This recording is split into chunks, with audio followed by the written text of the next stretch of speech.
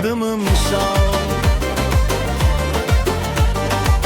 Gülüşünle açılır yol, sen gelende olur bayram bol.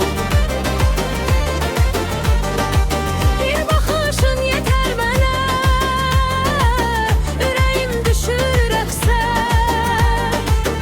Ayaqlarım çağırır səni, gəl yaxın ol, saxla məni.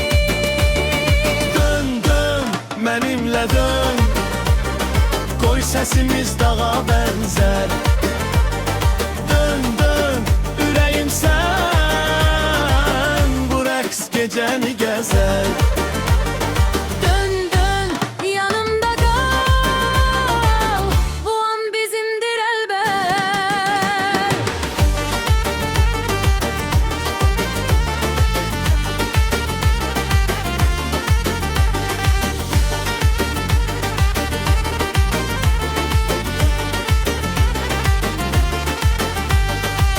Küçələrdən keçir nəfəs, gözlərində yaşıl həvəs.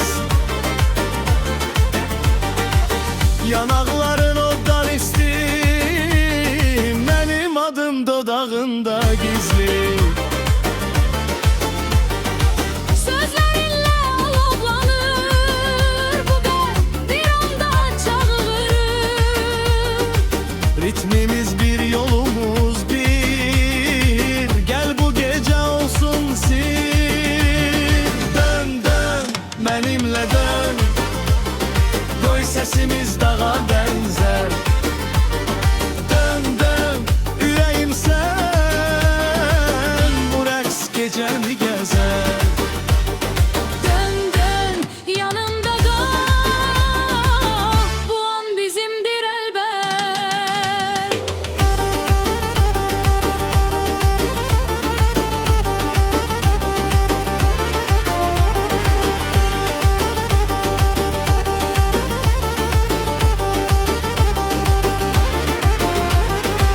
Bir ses kalkır içimden, seni çağırır adından. Elini ver kaçak bele, gece kalsın bu sesimde. Dön, dön, benimle dön, koy sesimiz dağa benzer. Dön, dön, ürəyim sən, bu rəqs gecəni gəzər.